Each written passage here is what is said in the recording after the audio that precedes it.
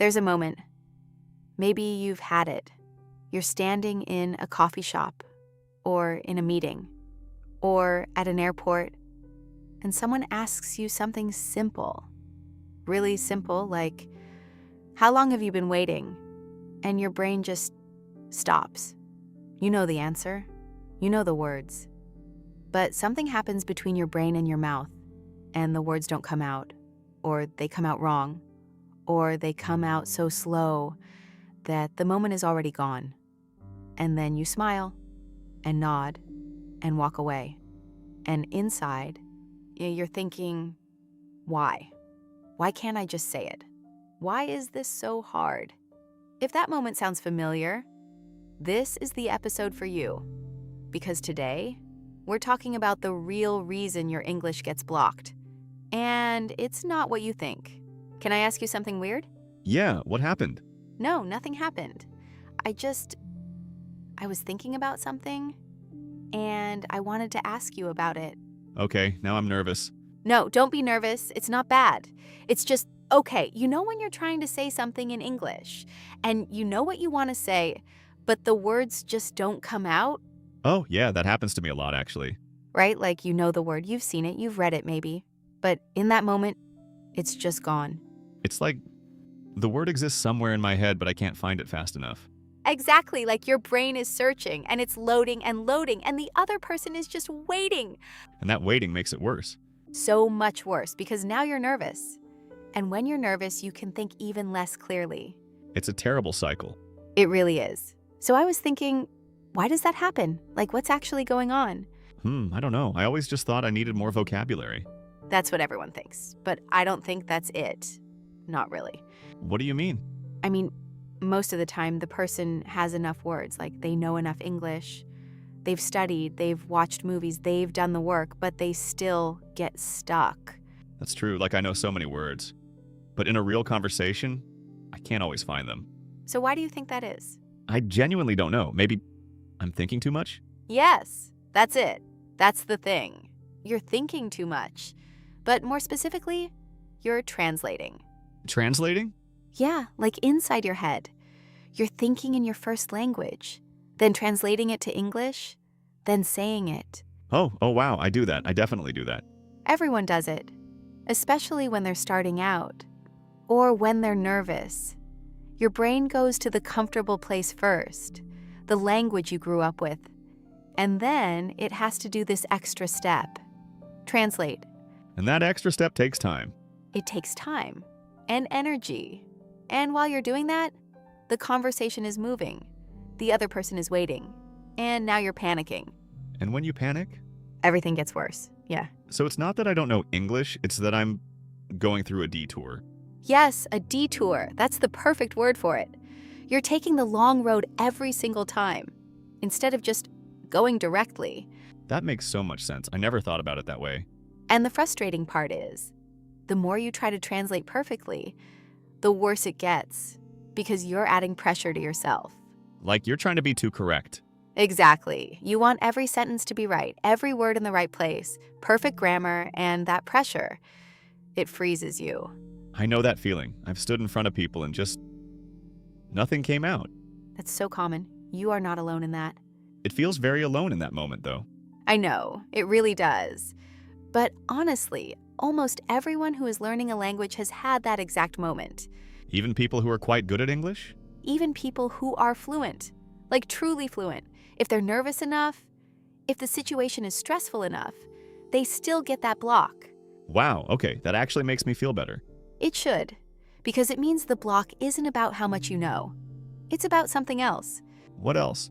It's about how you've practiced, or more like what kind of practice you've done. What do you mean? Okay, so think about how most people study English.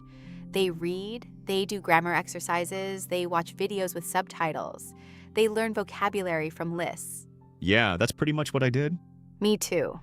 And none of that is bad. It's all useful, but none of it is speaking in real time. Right, it's all slow. You have time to think.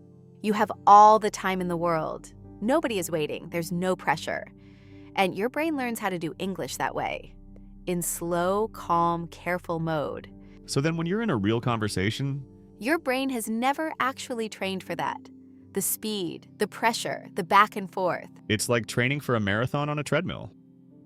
Very, very slowly, and then showing up to the actual race. Oh, that's such a good analogy. Yes, exactly that. Your legs work, but they've never gone that fast before. And you panic because the situation is new even though the skill isn't. So what do you do about it? That's the question, right? And I think the honest answer is you have to practice the thing that scares you. Just speak more. Speak more, but not just speak more in a comfortable, safe way. Speak in situations that have some pressure, some real feeling. Like, what kind of situations? Like talking to someone you don't know, or being in a group, or having a conversation where you can't stop and look things up, where you just have to, keep going. That sounds terrifying. It is a little bit, at first. I remember the first time I had to speak English on the phone. Not video call, just phone. No face. No expressions to read, just voice. Oh, that's the worst. I was sweating, genuinely sweating. It was a simple call, just booking something. But I had this whole script in my head. And then what happened? The person asked something I wasn't expecting, something that wasn't in my script, and my brain just left. Your brain just left the chat. Exactly, like, bye, gone. I stood there in silence for probably 3 seconds, which felt like 3 years. 3 seconds of silence on a phone call is an eternity. An absolute eternity. And I could feel the person waiting, and the more I felt that, the worse it got. I ended up just saying something wrong.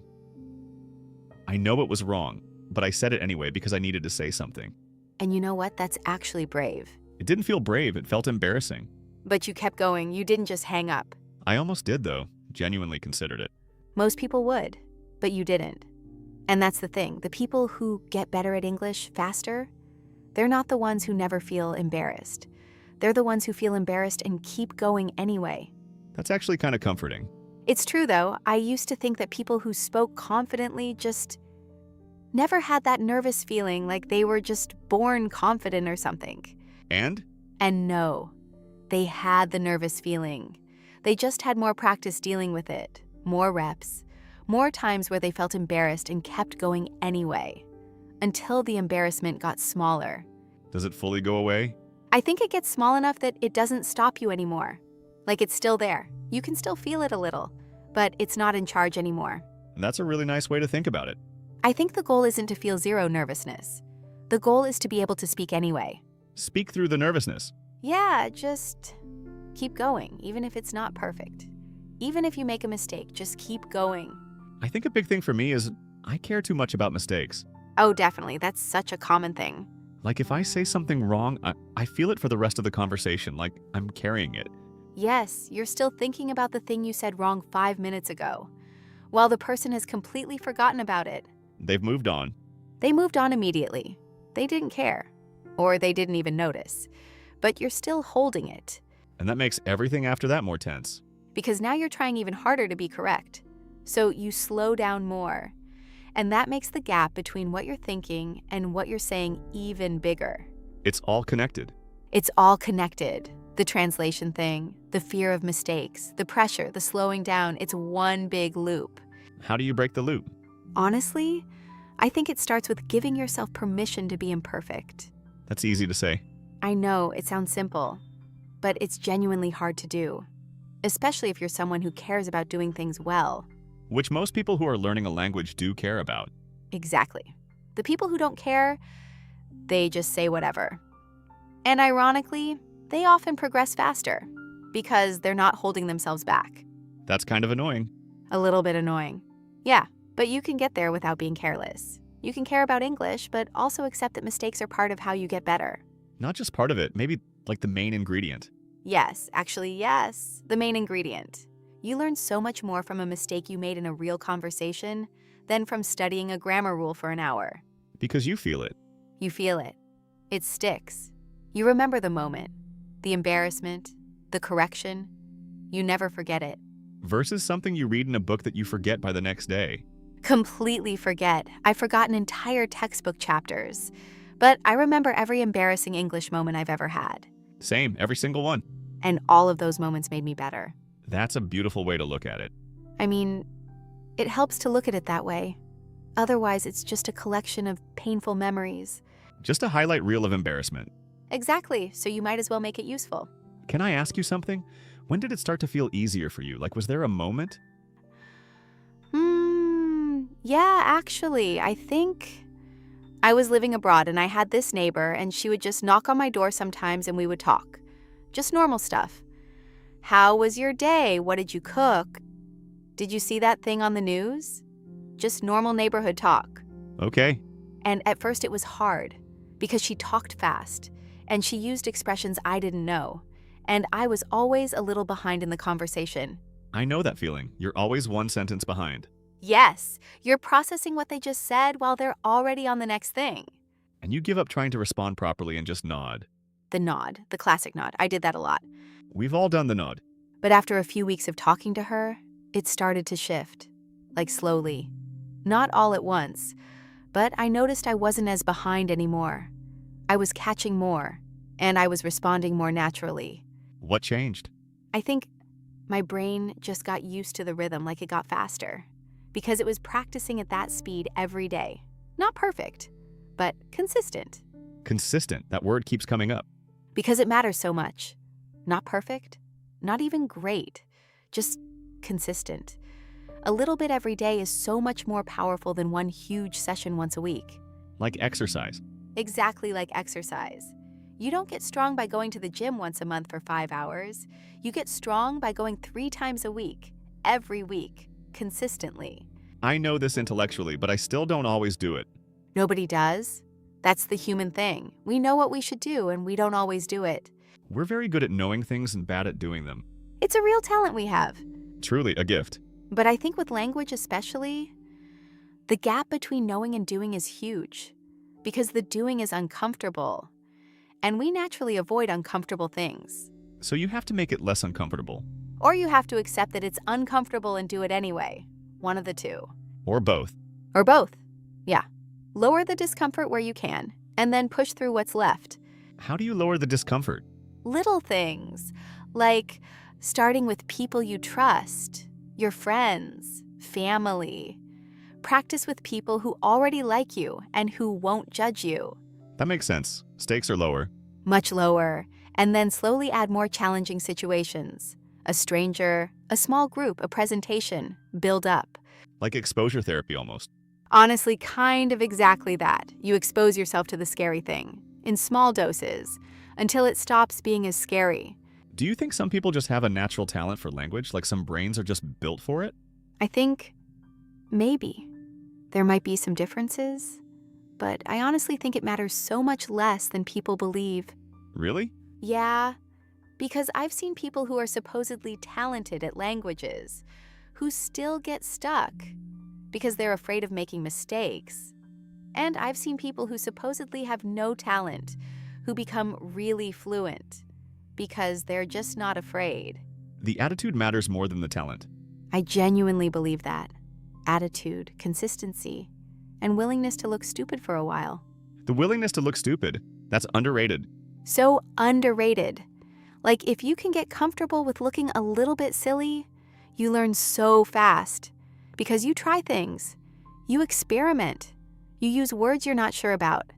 And some of them work, and some of them don't. But you learn either way. The ones that don't work are the best teachers? The absolute best. Nothing teaches you the right way to say something faster than saying it the wrong way and seeing the other person's face. That face, you know the face. The slight confusion, the polite smile. The I think I know what you mean face. Which they're doing to be kind. But you can see it, and you remember it.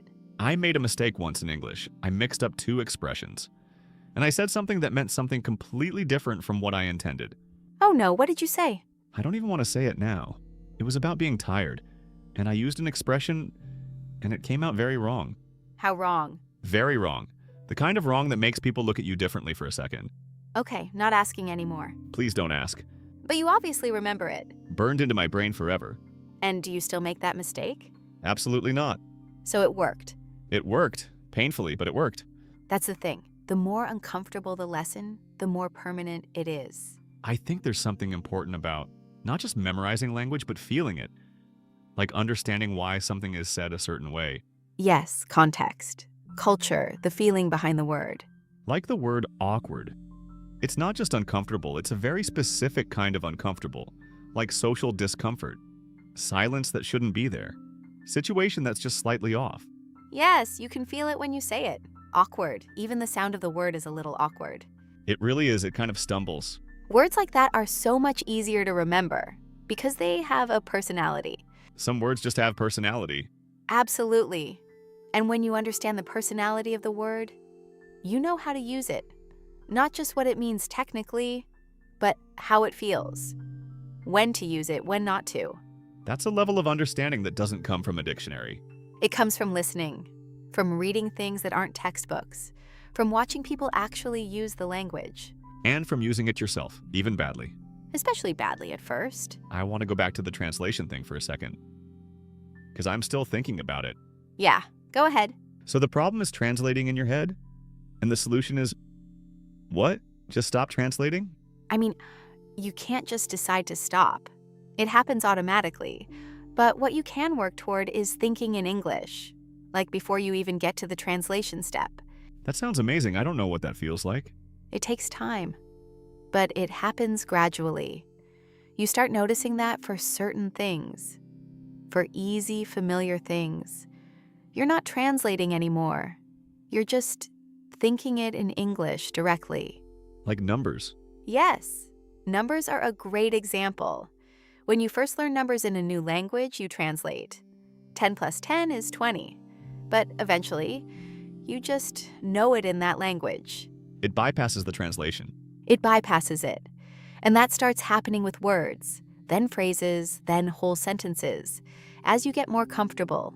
So it's not a switch you flip. It's more like the translation step gets shorter and shorter until it almost disappears. That's exactly it. The lag gets smaller until it's small enough that you don't notice it anymore. How do you speed that up? Immersion. As much as possible. Change the language on your phone. Listen to English podcasts. Think in English when you're doing everyday things, like even when you're washing dishes or waiting for the bus. Think about what in English, though. Anything. Describe what you see, what you're doing, like narrate your own life. Like I'm the character in a movie. Exactly, like a little documentary, what I'm doing right now in English. That sounds a little strange.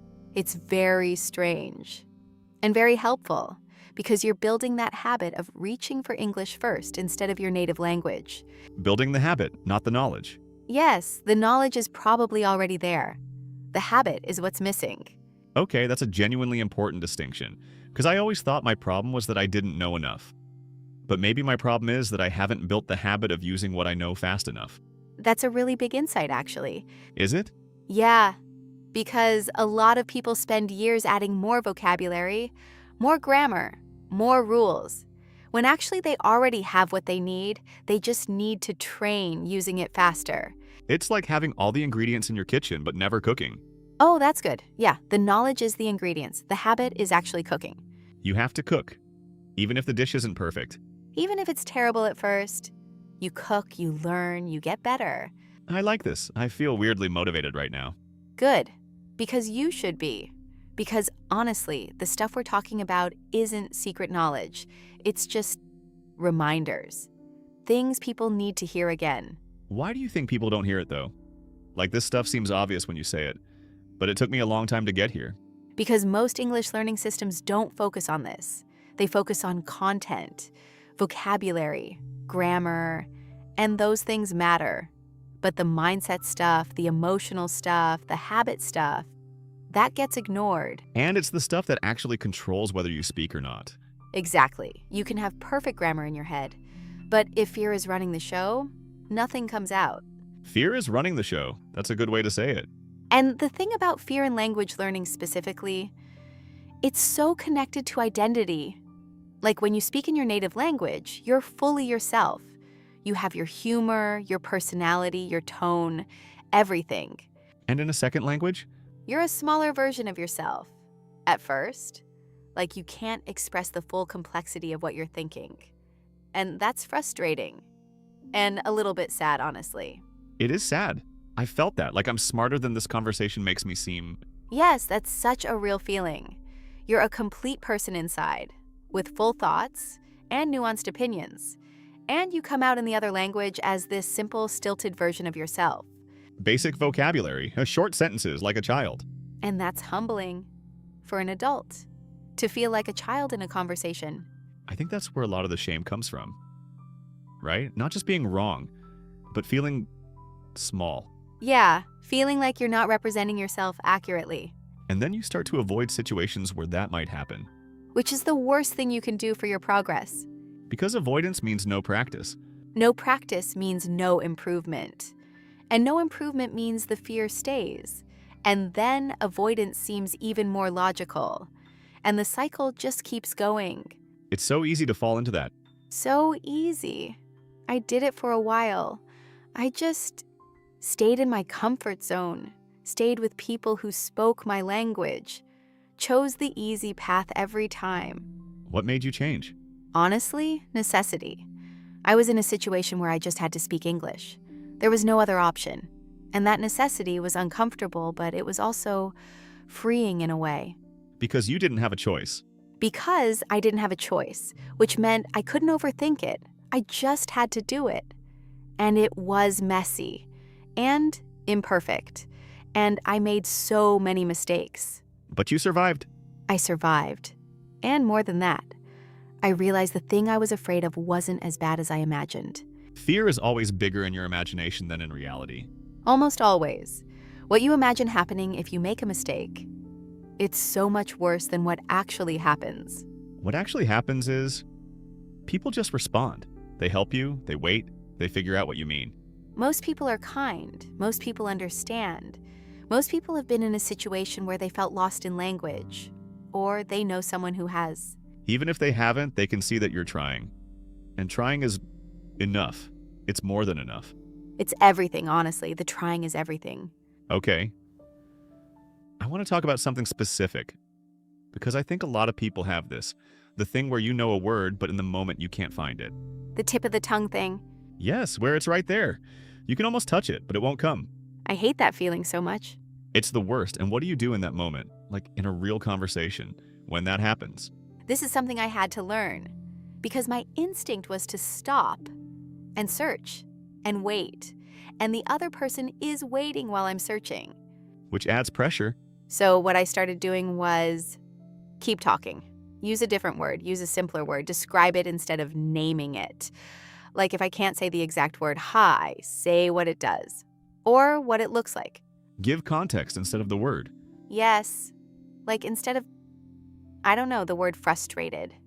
If I can't find frustrated in that moment, I might say, I feel like when you try something and it doesn't work and you try again and it still doesn't work. That feeling. And people understand. People understand completely. And usually they'll actually give you the word. Oh, that's smart. Like you describe the thing and they name it for you. And then you have it for next time. That's a strategy I never thought about. It works really well. Because instead of getting stuck and frozen, you keep the conversation moving. And you still communicate what you meant, even without the exact word. Communication is the goal, not perfection. Communication is the whole goal, the whole point, the only point. I think I forget that sometimes. I make the goal perfect English, and I forget that the goal is just, did we understand each other? Yes, and by that standard, you're probably doing much better than you think. Maybe I do manage to communicate most of the time. Most of the time, which is a success. That's a win. I never really counted that as a win before. Start counting it, because every time you communicate something in English, even imperfectly, that's a win. That's the point of language. Okay, I'm going to start doing that. Actually counting the wins instead of only noticing the losses. That mental shift is huge. It changes how you feel about practicing. Because if every conversation has some wins in it, practice feels good instead of just painful. And if it feels good, you do more of it. And if you do more of it, you get better. It all connects. It's all one system. Mindset, practice, feedback, mindset again. Can I ask you something about the emotional side of it? Because we've talked a lot about the technical side, and I want to go deeper on the emotional stuff. Yeah, of course. When you're speaking English and you feel embarrassed, or nervous, or small, how do you manage that in the moment? Like, what do you actually do? Honestly, in the moment it's hard. I don't have a perfect answer for this. No, that's okay. Real answer is what I want. Real answer is I breathe, literally. I just take a second, even if it's obvious. And I breathe. And I remind myself that the other person wants the conversation to work too. They're not hoping for me to fail. They want to understand you. They want to understand me. We're on the same side, even if it doesn't feel like it. That's a really good way to reframe it. It's not me versus them. It's both of us trying to communicate. Exactly. We both want this to work. So they're going to be patient. They're going to wait. They're going to help if I need it. And if they're not patient? If they're not patient, that's their problem. That's about them, not about your English. Bold statement. But true. Like, if someone is impatient with you for not speaking perfectly in a second language, that person has a problem. Your English is fine. I like that energy. It's not always easy to access that energy, especially when you're already feeling small. But it's true. You're doing something hard. And anyone who can't respect that is not worth your nervousness. Not worth your nervousness. That's a line. I've had to tell myself that a few times. I think there's also something about the people you're surrounded by. Like some environments make you feel safe to make mistakes, and some environments make you feel judged. Completely. And this is something you can actually choose. You can put yourself in environments that are supportive, that celebrate trying, that don't make you feel bad for mistakes. Online communities, language exchange, certain classes. Yeah, there are communities that exist specifically to be that kind of safe space, where everyone is learning, everyone is imperfect, everyone understands. And in those spaces, you can practice the harder things because the stakes feel lower. And once you've practiced something in a safe space, it's easier to do it in a higher stakes space. Build confidence where it's safe, then take it out into the world. That's exactly the progression. I want to talk about something we haven't really touched on yet, which is listening. Because I think listening and speaking are so connected, but people treat them separately. Oh, this is such a good point, yes. Like if you don't understand what someone said to you, you can't respond. And the conversation breaks down before it even starts. And fast native speakers are a whole level. Like when someone speaks English really fast, with slang, with regional accent, yeah, that's a completely different experience from classroom English. Totally different language almost. It really can feel like it, because in class you hear clear, slow, standard English, and then you talk to someone from certain regions or with a strong accent and you're like, wait, is this still English? I have had conversations where I was nodding along and I had understood about 40% of what was said. 40% is optimistic. Sometimes 30. The polite nodding, just hoping the context fills in the rest. And praying they don't ask you a question. The moment you realize they've asked a question and you don't know what the question was. Absolute panic. What do you do in that moment? Honestly, I've said sorry, could you say that again? And it's fine. People don't mind. People don't mind at all. But there's always that fear that if you ask again, they'll judge you. And they don't. Like, genuinely, they don't. Most people are happy to say it again. Happy to slow down. You just have to ask. You have to ask. And that's hard, because asking feels like admitting weakness. But it's actually strength. It's huge strength. It's advocating for yourself. Saying, I want to understand you. I value this communication. Please help me. That's actually kind of beautiful. It kind of is. Asking for clarification is an act of respect. For yourself and for the other person. I never thought about it that way. I always thought of asking for repetition as an apology, like, sorry I didn't get it. Instead of, I care enough to make sure I understand.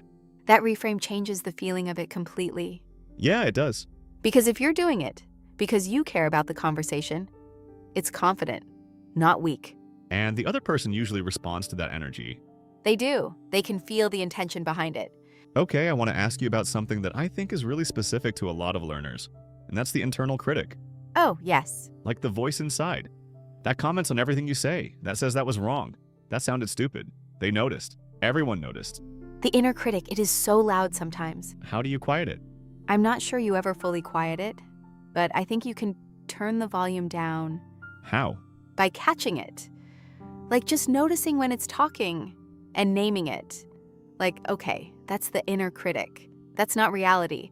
That's just fear speaking in my own voice. It uses your voice. That's the sneaky part. It does. That's why it's so convincing. Because it sounds like you. It sounds like your honest assessment. But it's not. It's a distorted, terrified version of assessment. Amplified by anxiety.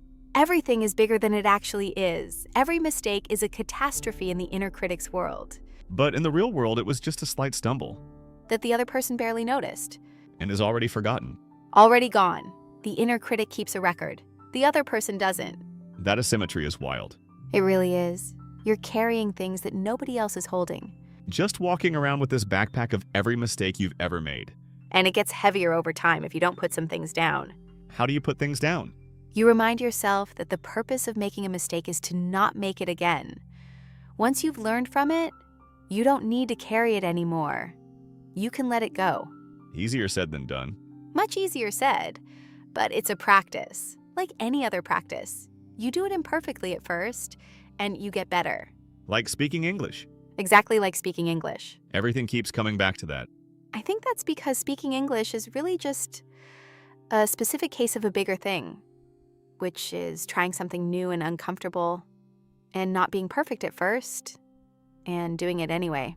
It's a life skill. It's a life skill, and the people who develop it in language tend to have it in other areas too. You get better at being a beginner. That's a skill, genuinely a skill. Learning how to be okay at being a beginner at something. Because everyone is terrible at first, at everything. At everything. There's no exception to that rule. The people who seem like they're naturally good at things, they just started earlier, or they failed faster. Failed faster, yes, and learned faster. Faster failure is faster learning. If you're willing to look at it that way. Some people aren't. Some people protect themselves from failure by never really trying, and they never learn either. Safe and stuck. Safe and stuck. Yeah, that's a thing. I think I was there for a while.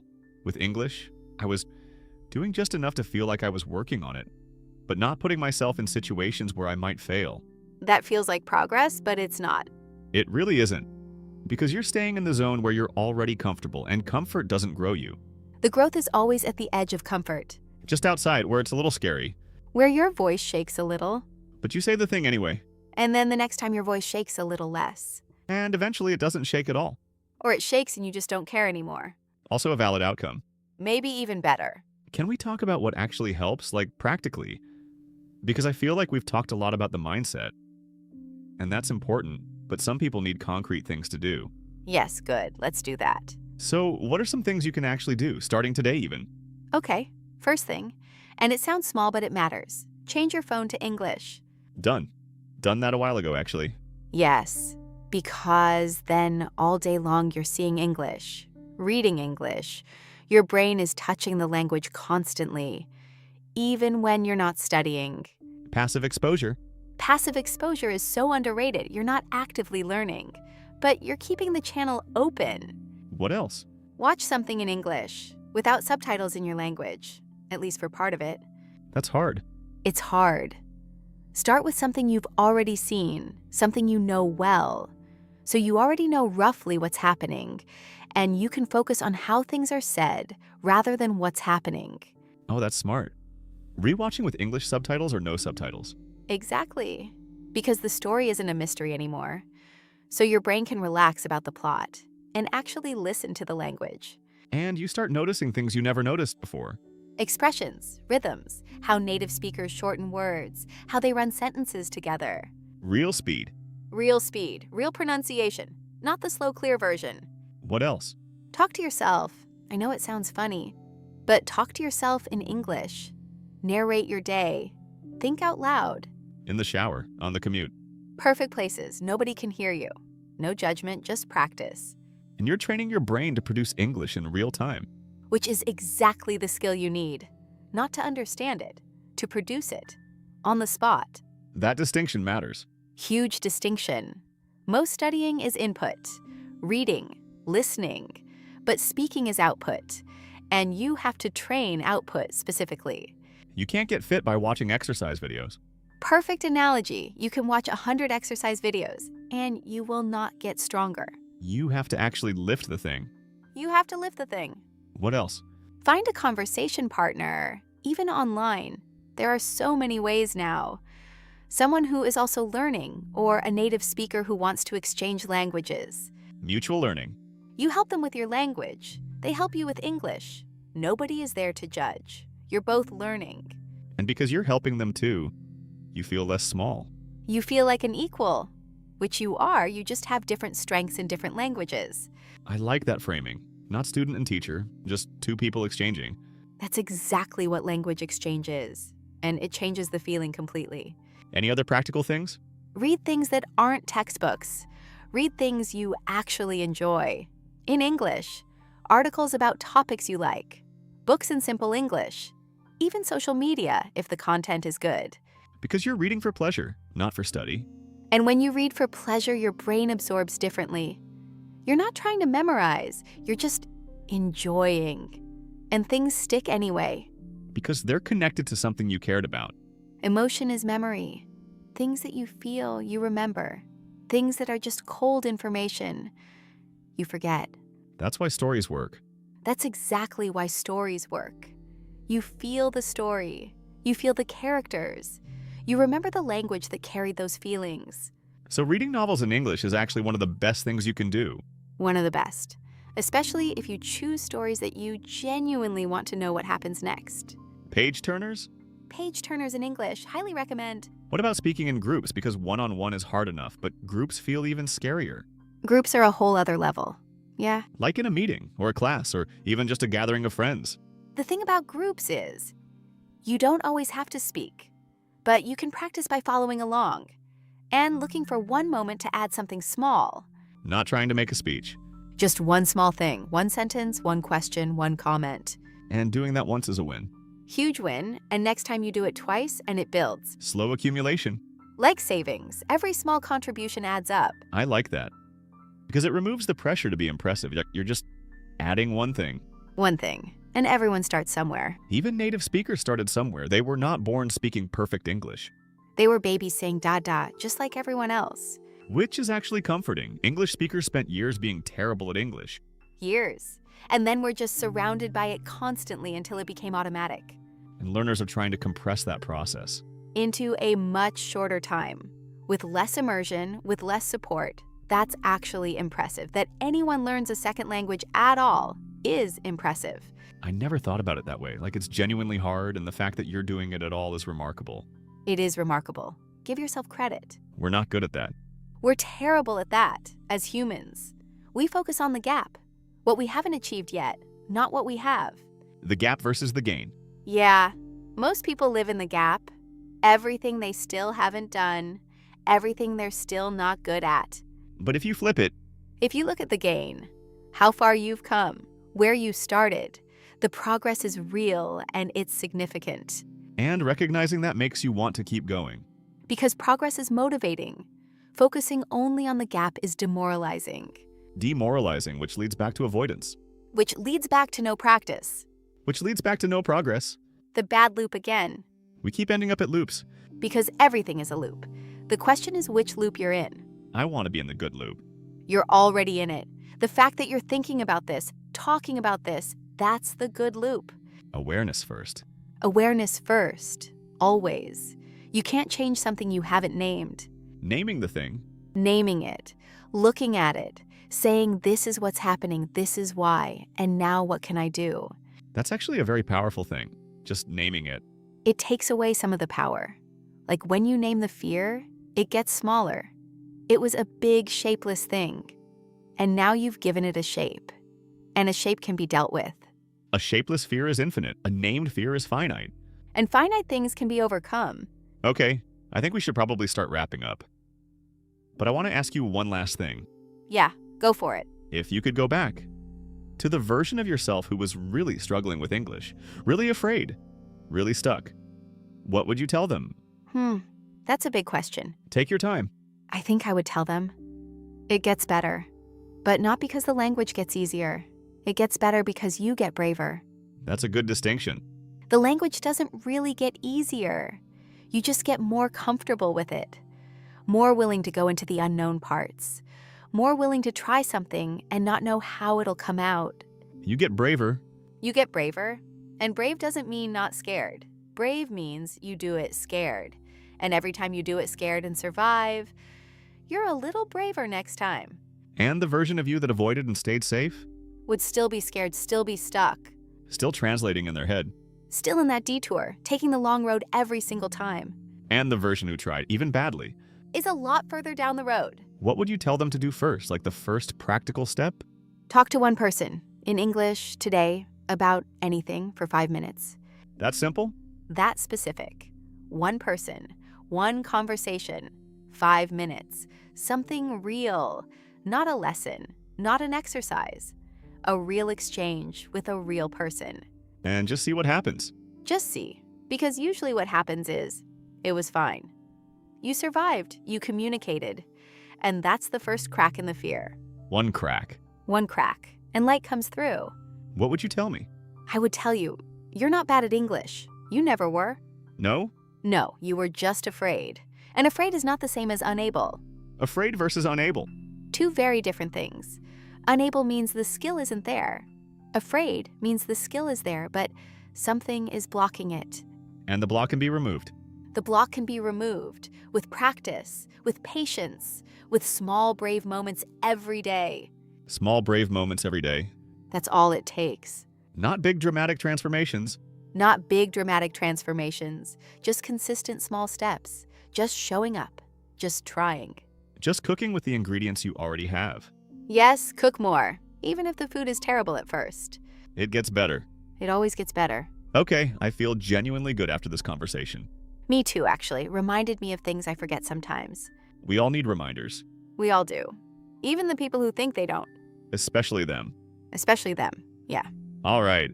So if you're listening to this right now and you're struggling with English or any language, any skill, anything new that feels scary, We see you. we've been there. We're still there sometimes. And you're going to be okay. More than okay. Better than you think. You're already better than you think. Yeah, exactly. So go talk to someone. In English. In whatever language you're learning, go try today. Not tomorrow. Not when you feel ready. You won't feel ready. Nobody ever feels ready. You just go. You just go. All right, that's us for today. Thank you for listening. Yeah, really, thank you. And remember, You're not bad at English. you just need practice. Exactly. Exactly.